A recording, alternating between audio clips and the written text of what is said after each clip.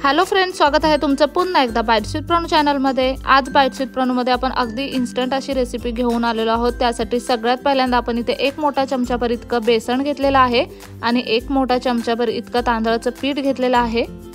यामध्ये सगळ्यात पहिल्यांदा आपण आता टाकतोय किसलेला गाजर, त्यानंतर बारीक चिरलेला कोबी यामध्ये आपल्याला टाकायचा आहे।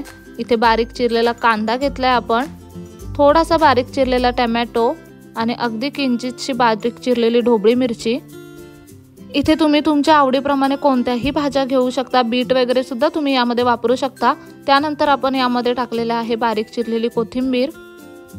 आता यामध्ये टाकणार आहोत आपण 1 चमचाभर इतकी आलं लसूण मिरची आणि कोथिंबीरीची पेस्ट,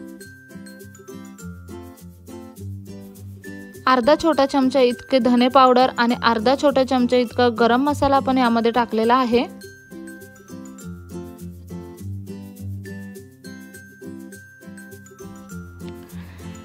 आता हे सगळं आपण व्यवस्थित मिक्स करून घेऊयात। यामध्ये चवीप्रमाणे आपण मीठ टाकून घेतलंय, हे छान असं मिक्स करून घेऊयात। आता आपण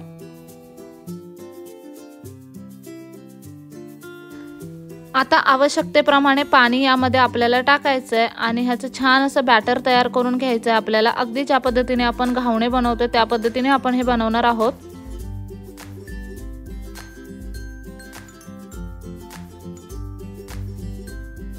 खूप पातळ असं बॅटर आपल्याला इथे बनवायचं नाहीये, थोडंसं घट्टसर असं बॅटर इथे आपल्याला बनवून घ्यायचंय। इथे तुम्ही कन्सिस्टन्सी पाहू शकता।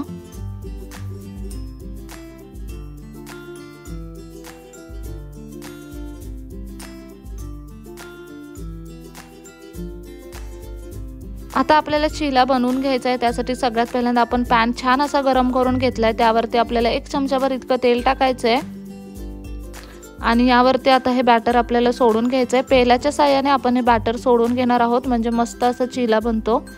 हे सोडायला सुद्धा सोपं जातं अशा पद्धतीने पेल्यात घेतलं की।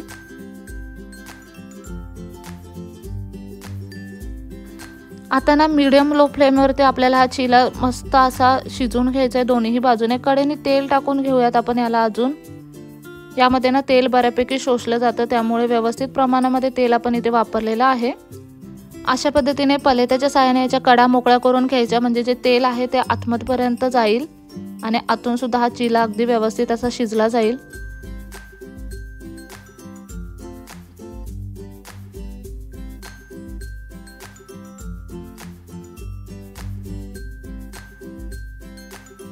एका बाजूने हा व्यवस्थित शिजला गेला कीच आपल्याला हा पलटायचा आहे आणि आता दुसऱ्या बाजूने आपण हा शिजवून घ्यायचा आहे। थोडंसं तेल अजून आपण यामध्ये ऍड करूया, तुम्ही तेलाऐवजी तूप सुद्धा ऍड करू शकता।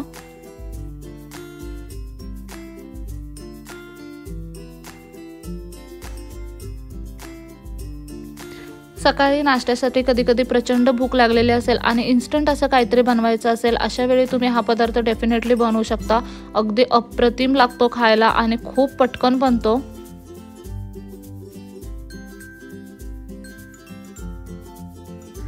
इथे तुम्ही पाहू शकता अगदी गरमागरम असा बेसनाचा चिला आपला बनवून तयार आहे। अशा पद्धतीने आता दुसरा सुद्धा आपण बनवून घेऊयात।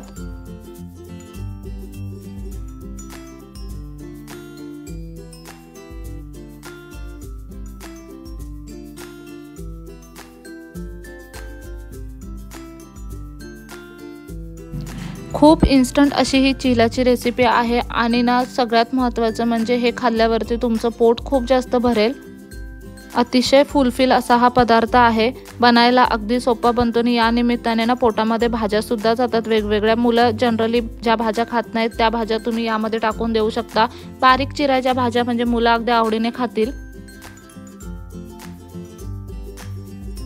खूप सोपी रेसिपी आहे आणि तितकीच पौष्टिक अशी सुद्धा ही रेसिपी आहे।